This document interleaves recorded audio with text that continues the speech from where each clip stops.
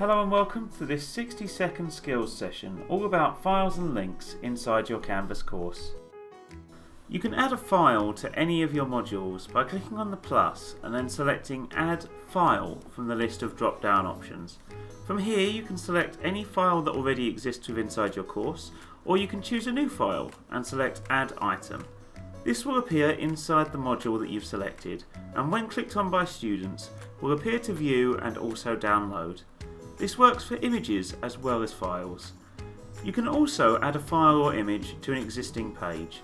Simply click on the tab on the right hand side and select the file or image in question to put it inside the page you're inside.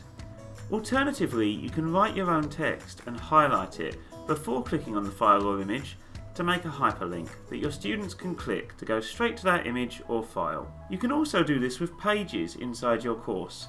Simply create the text, highlight it, and then click on the page. By holding Ctrl and pressing the letter K, you'll also have the option to make this pop into a new page. So when your students click it, it will take them to a new page. Remember, you can always experiment with these settings inside your My First course. Follow the links here for more information or head to the description below.